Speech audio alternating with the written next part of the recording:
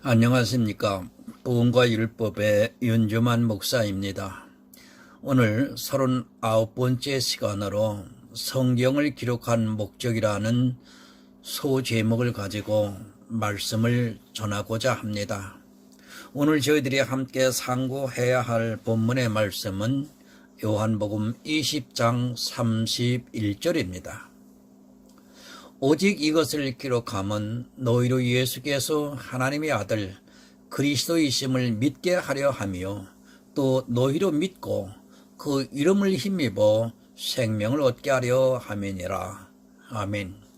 하나님께서는 약 1400여 년 동안에 40명 이상의 저자를 통해 성경을 기록하게 하셨습니다. 이 성경이 수천 년 동안 그대로 보존되어 오늘날 우리가 하나님의 말씀을 보고 있습니다. 물론 성경은 이렇게 쉽게 구할 수 있고 볼 수 있는 시대는 불과 100여 년 정도밖에 되지를 않았습니다. 인쇄술이 발달했다 해도 서민들까지 성경을 보기에는 무리가 있었습니다. 또한 중세시대는 일반 사람들은 성경을 가질 수 있는 경제적 여력이 있어도 법으로 금지했기 때문에 개인적으로는 성경을 볼 수 없었습니다. 지금 이 시대를 사는 사람들은 많은 축복을 받았다고 보아야 합니다. 그러나 성경을 모든 사람들이 쉽게 볼 수 있는 시대가 되었지만 오히려 교회는 더 타락을 하고 있습니다. 일반 성도들이 볼 수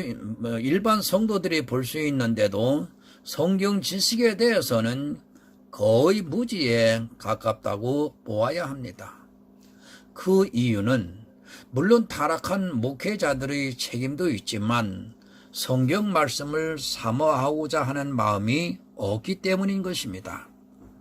성경은 많이 읽고 있지만 그 안에 있는 복음의 비밀을 사모하지 않고 있기 때문에 그저 문자적으로만 해석을 하고 있습니다. 성경은 참으로 오묘합니다. 한 구절의 말씀을 해석하는 데 있어서 문자적으로도 해석이 가능하고 영적으로도 해석이 가능합니다. 세상 어느 책도 이렇게 기록된 것이 없습니다. 그만큼 하나님의 말씀은 신비롭기까지 하다는 것을 여러분들은 깨달으셔야 합니다. 그러나 너무도 안타까운 것은 성경을 너무 쉽게 해석을 하고 있다는 사실입니다. 우리는 성경을 대할 때 모든 가능성을 열어두어야 합니다. 문자에 집착하거나 아니면 영적인 해석에 집착을 하거나 또 구속사적인 관점에서 집착을 하게 되면 그 순간부터 다른 해석은 보이지 않게 됩니다.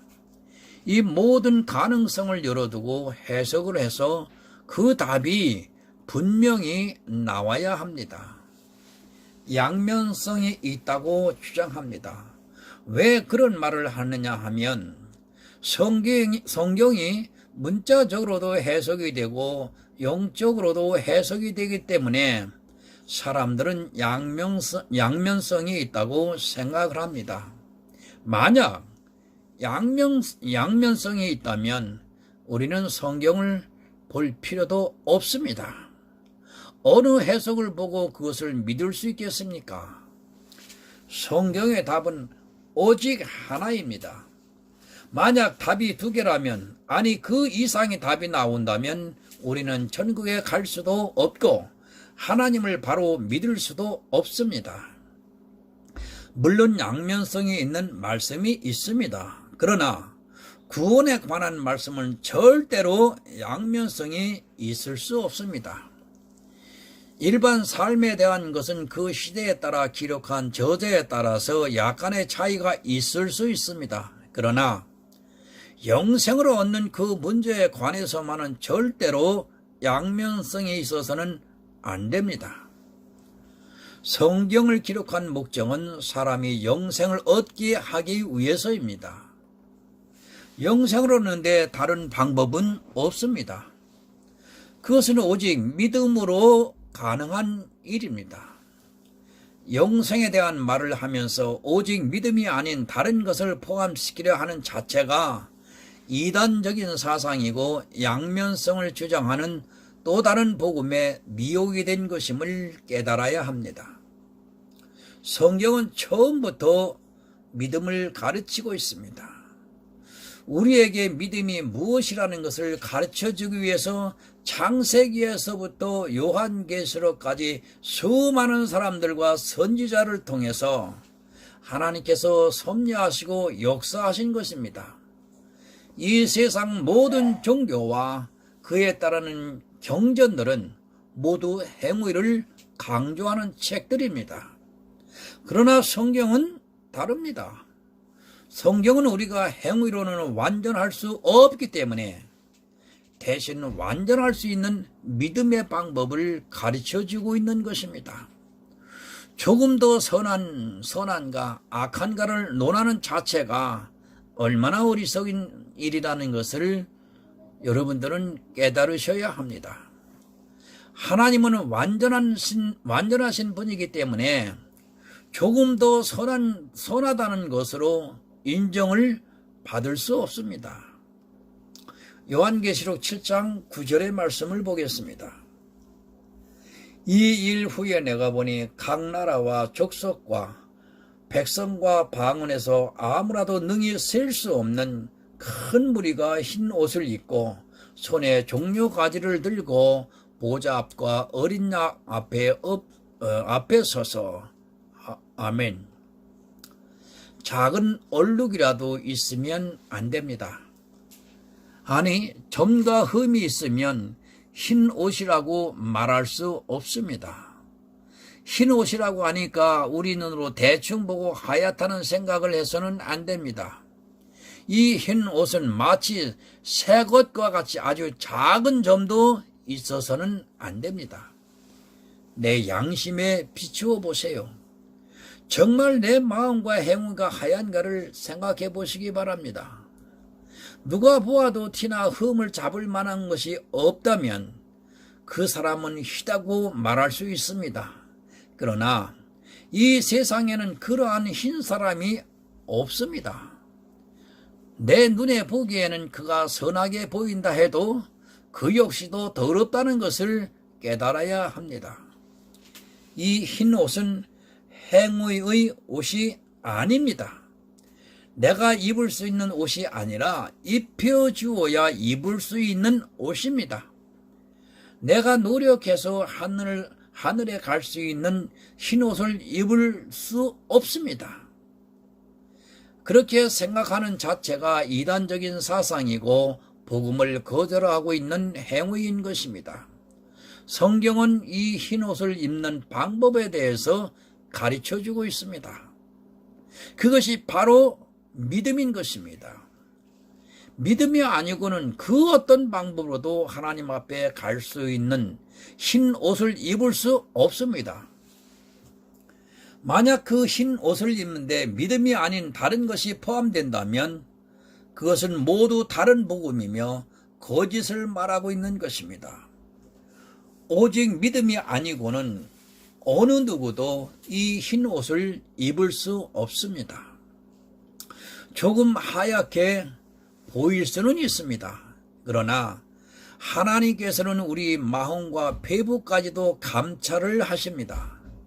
내가 하나님 앞에 설 때에는 내 평생의 모든 살아온 삶이 마치 파노라마처럼 펼쳐져서 입을 다물 수밖에 없습니다. 주님께서 입혀주시는 이 옷이 아니고는 감히 어느 누구도 하나님 앞에서 고개를 들 수 없다는 것을 기억해야 합니다. 오직 이것을 기록함은 너희로 예수께서 하나님의 아들이심을 믿게 하려 하며 본문입니다. 성경을 기록한 목적입니다. 예수 그리스도를 믿게 하기 위해서 창세기부터 요한계시록까지 기록을 하시고 그것을 보는 사람들이 아, 이래서 예수를 믿어야 하는구나 하는 것을 깨닫게 하기 위해서 기록했습니다. 예수를 기록했습니다. 그러나 사람들은 문자에 집착을 하다가 예수를 못 보고 있습니다. 성경을 해석하면 그 답이 예수가 나와야 한다는 말씀입니다. 아, 이래서 우리가 예수를 믿어야 하는구나 하는 답이 나와야 성경을 바로 해석한 것입니다. 예수님께서 하나님의 아들이심을 믿을 수 있게 해야 그 해석이 바르다는 말씀입니다. 예수 그리스도가 나와야 합니다. 나를 구원하시는 메시아로 답이 나와야 한다는 말씀입니다. 성경을 보고도 해석을 하는데 그 답이 나오지 않는다면 그런 성경을 잘못 해석하고 있는 것입니다. 어리석은 사람들은 구약을 율법이라고 말을 하고 있습니다. 구약의 율법을 기록했습니까? 예수를 기록했습니까? 요한복음 5장 39절을 보겠습니다. 너희가 성경에서 영생을 얻는 줄 생각하고 성경을 상고하거니와 이 성경이 곧 내게 대하여 증거하는 것이로다. 아멘. 모든 성경은 예수 그리스도를 기록한 말씀입니다. 여기서 잠깐 외도 한번 하겠습니다.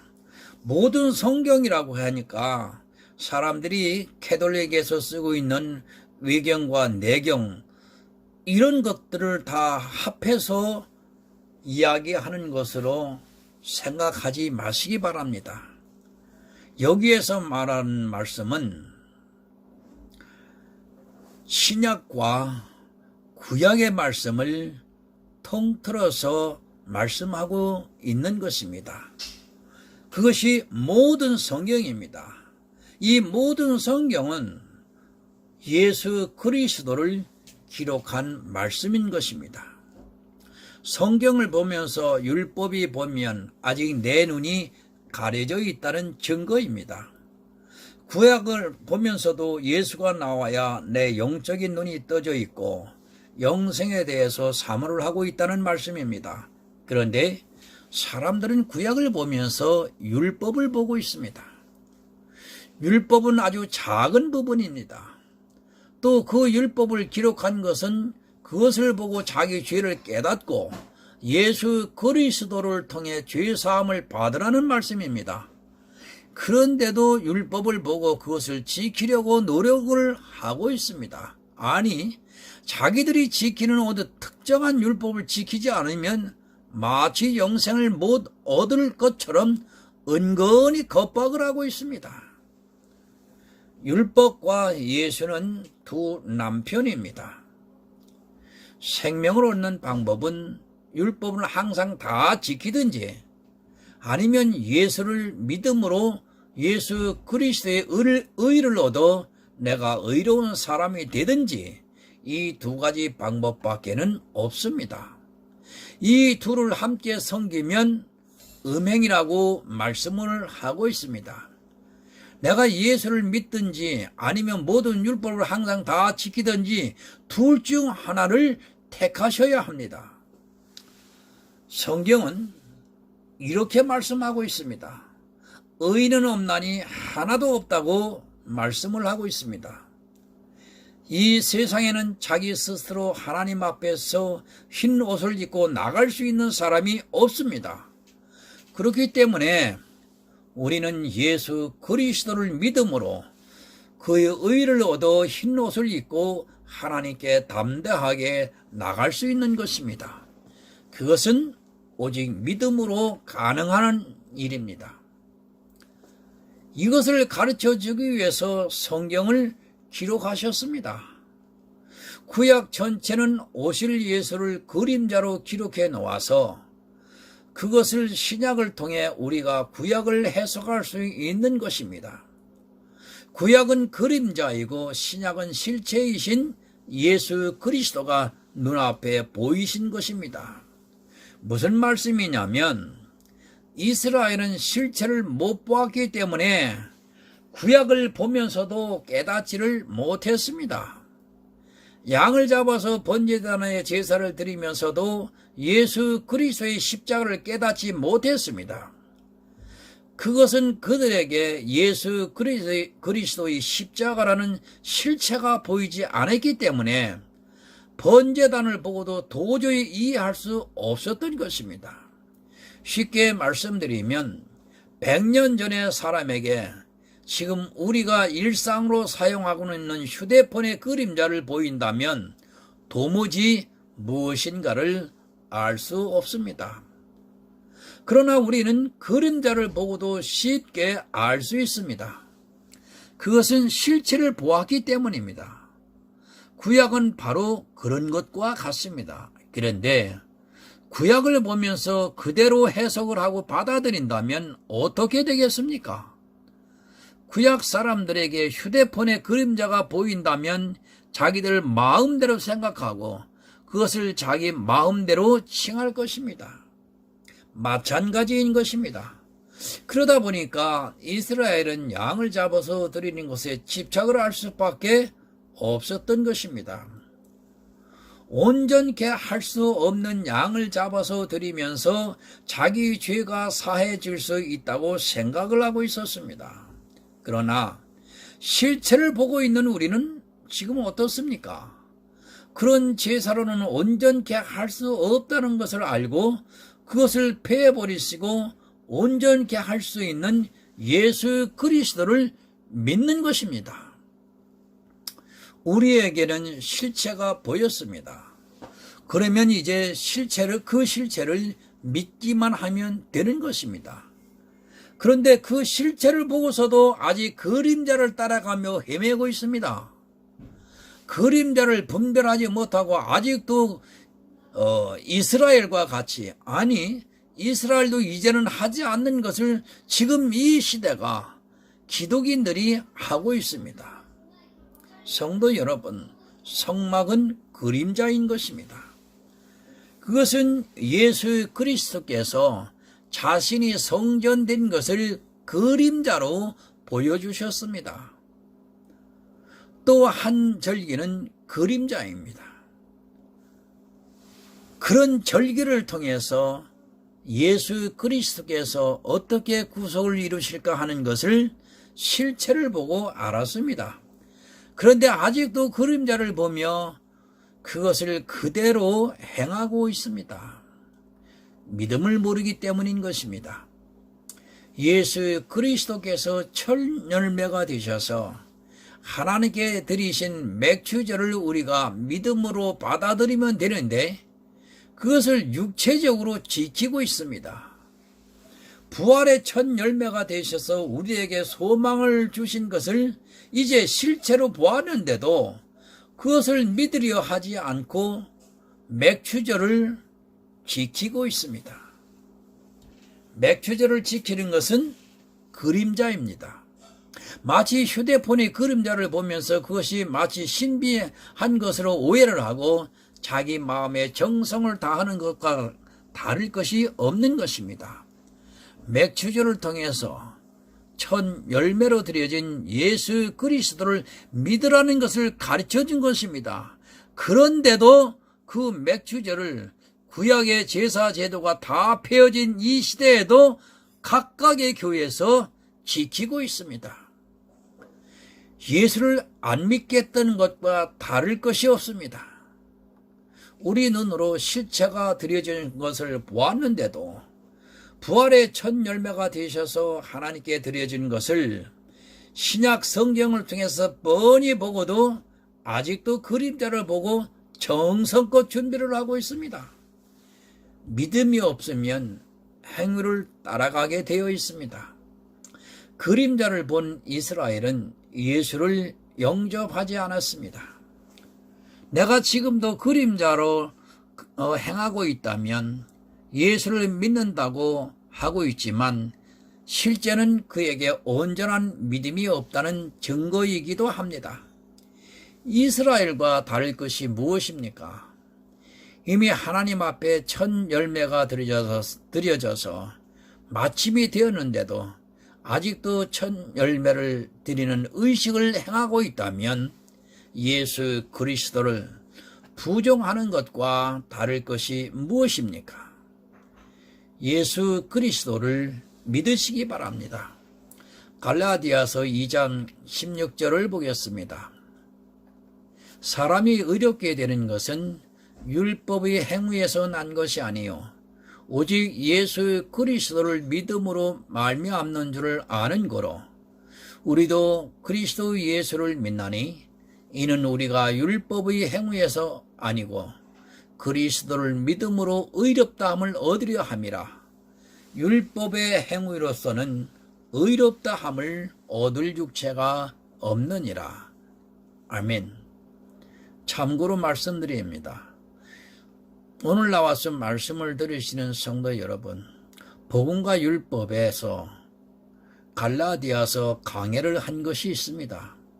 그 갈라디아서 강해를 읽으시고 그 다음에 야고보서를 읽으시고 로마서를 읽으시고 지금 또 요한복음 강해 중인 것을 따라오시면 여러분은 하나님 앞에 바로 서실 수 있습니다.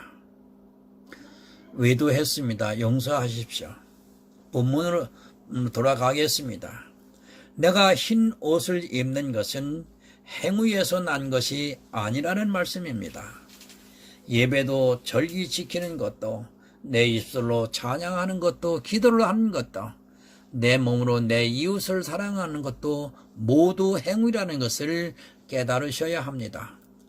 믿음이라는 것은 마음으로 믿는 것이고 행위는 내 몸으로 나타나는 모든 것이 행위입니다. 제가 예배도 드리지 말고 찬양도 부르지 말고 기도도 하지 말라고 지금 이 말씀을 하는 것이 아닙니다. 아직 복음을 모르는 사람들을 위해 우리는 그런 행위들을 해야 합니다. 그러나 그것이 행위라는 것을 기억하시기 바랍니다. 그리고 내가 해야 할 것과 하지 말아야 할 것을 분명히 분별할 수 있는 성령의 감동을 받아야 합니다.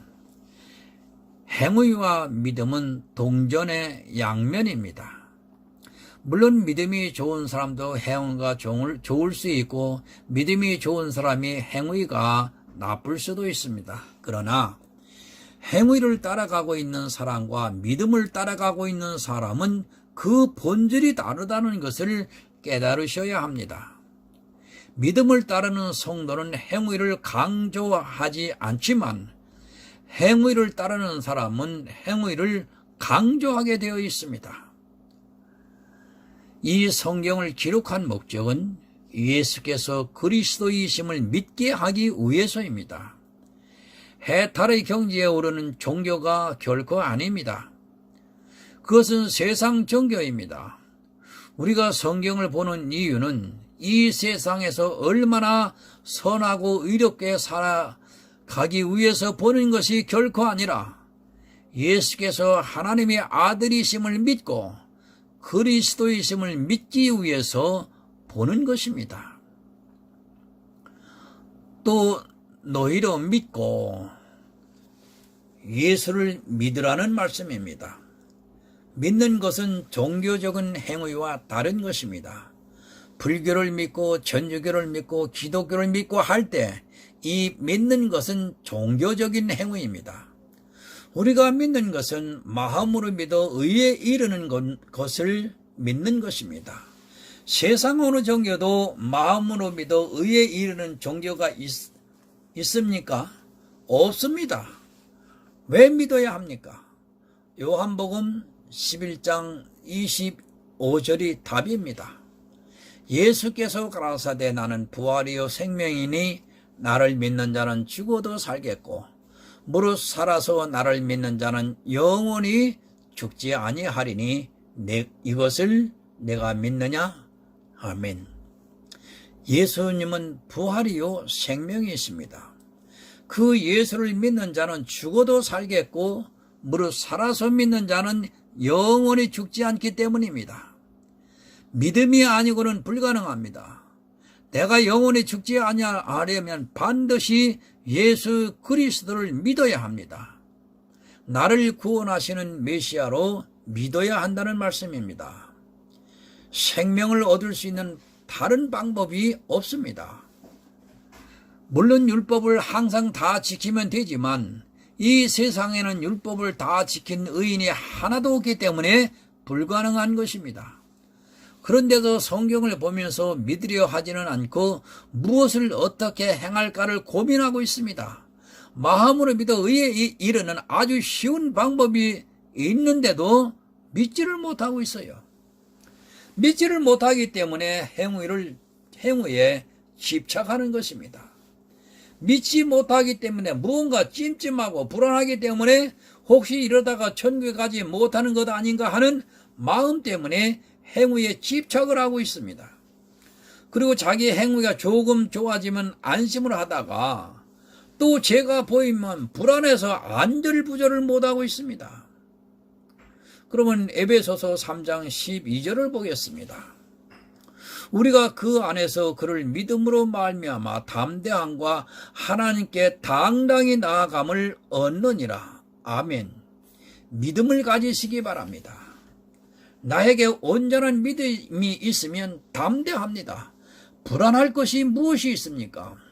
믿음이 없고 자기 행위를 보기 때문에 무언가 모르게 불안한 마음을 가지고 두려워하는 마음을 가지게 되어 있습니다. 성도 여러분, 믿음을 분명히 아는 성도는 담대합니다. 설령 내가 한편 강도가 되어 있을지라도 주님께서 나를 생각하고 있으면 천국에 갈 수 있다는 것을 확실하게 믿고 있습니다. 왜 담대하냐면 이 세상 죄를 예수님께서 모두 지고 가셨기 때문에 내 죄를 보는 것이 아니라 내 죄를 지고 가신 예수 그리스도를 믿기 때문입니다. 이 사실을 온전하게 믿지를 못하기 때문에 불안해하는 것입니다. 내가 무엇을 해야 안심을 합니다. 그러나 믿음이 있는 성도는 내가 하나님께 해야 할 모든 일과 또 세상에서 해야 하는 모든 일을 예수님께서 단번제사로 다 들이셨다는 것을 믿기 때문에 평강을 누릴 수 있습니다. 내가 하는 것이 남아있다면 늘 그것을 해야 하기 때문에 불안하지만 내가 해야 할 것이 없다면 그건 당연히 편안한 것입니다. 아이들이 숙제가 없으면 얼마나 즐거워합니까? 그러나 숙제가 있으면 그 숙제를 해야 하기 때문에 그것을 다 하기까지는 마음이 평안할 수 없습니다. 행위라는 숙제가 남아있는 사람은 그 숙제를 죽을 때까지 해야 하기 때문에 예수를 믿다 하면서도 성령 안에서 평강과 기쁨을 누리지를 못하고 있습니다. 성도 여러분, 성경을 보면서 믿음을 배우세요. 아브라함이 무엇을 했고 이삭이 무엇을 했고 야곱이 무엇을 했고 하는 행위를 배우지 마시고 하나님께서 아브라함에게 이삭에게 야곱에게 어떻게 믿음을 주셨는가를 배우시기를 바랍니다. 그것을 위해 아브라함을 이삭을 야곱을 기록한 것이지 그들이 우리보다 더 월등하고 행위가 뛰어나서 기록한 것이 아니라는 것을 분명하게 아셔야 합니다. 그 이름을 힘입어 생명을 얻게 하려 아멘이라. 아멘. 성도의 믿음이란 무엇인가를 바로 그 이름을 힘입어 생명을 얻는 것입니다. 생명을 얻는 데 있어서 반드시 그 이름을 힘입어야 한다는 말씀입니다. 그것이 성도의 믿음입니다. 그 이름의 뜻이 무엇입니까? 자기 백성을 저희 죄에서 구원할 자입니다. 나를 구원해 주실 분이 예수 그리스도라는 것을 믿으라는 말씀입니다. 나를 구원해 주실 분입니다.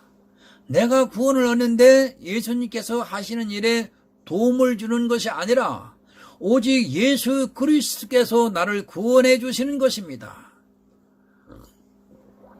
그 이름이 힘이 되어야 합니다. 그것은 믿음이 아니고는 불가능합니다. 믿지 않고는 믿음이 무엇이라는 것을 모르고는 그 이름을 힘입을 수 없습니다. 예수님께서 이 세상 죄를 다 지고 가셨으면 뭐합니까? 내가 죄를 안 지려고 노력하는 것은 예수 이름을 힘입는 것이 아닙니다. 이 세상 죄에 내 죄도 포함되어서 다 가지고 가셨다는 것을 믿는 것이 바로 그 이름을 힘입는 것입니다. 예수가 이 세상에 오셔서 십자가에 달리시고 또 흠도 점도 없이 의롭게 사시고 내가 해야 하는 모든 일들을 다 지고 가셨습니다. 그런데 그것이 단순히 예수님이 하신 것으로 끝나면 그 이름을 힘입는 것이 아닙니다. 예수님께서 하신 것이 내가 한 것이 되어야 합니다. 그래서 사도 바울은 내가 예수 그리스도와 함께 십자가에 못 박혀 죽었다고 말씀을 하고 있습니다. 사도 바울은 예수님께서 십자가에 죽으실 때 오히려 예수 믿는 사람들을 핍박하였던 사람입니다. 그러나 예수를 믿고 나니까 자기도 예수 그리스도와 함께 십자가에 못 박혀 죽는 것을 믿을 수 있었습니다. 오직 믿음입니다. 여기에 그 어떤 행위를 포함시키고자 하는 것은 모두 다 다른 복음이며 이단적인 사상인 것입니다. 성경을 기록한 목적은 예수께서 하나님의 아들이 되심을 믿게 하기 위함이며 또 우리로 믿고 예수 그리스도의 이름을 힘입어서 생명을 얻게 하기 위해 하나님께서 성경을 기록했습니다. 신앙적인 행위와 믿음을 혼동하지 마시기 바랍니다. 거듭 말씀드리지만 내 신앙적인 모든 일들은 행위이며 믿음은 내 마음에 있습니다. 그것을 분별하지 못하면 결국 이스라엘과 같이 하나님을 믿는다 하면서도 행위에 의지하다가 버림을 받게 됩니다. 이스라엘의 버림을 당한 것은 신앙적인 행위가 나빠서가 아니라 그들의 마음에 믿음이 없었기 때문입니다. 아니, 믿음이 무엇인가를 그들은 이해를 하지 못했기 때문입니다. 성도 여러분, 성경은 나에게 믿음을 가르쳐주고 있습니다. 그것은 마음으로 믿어 의에 이르는 것이며 내 마음에 있는 것입니다. 이 믿음을 가지고 예수 그리스도 이름을 힘입어서 영원한 생명을 얻는 아름다운 성도가 되시기를 예수 그리스도의 이름으로 부탁드립니다. 기도하겠습니다.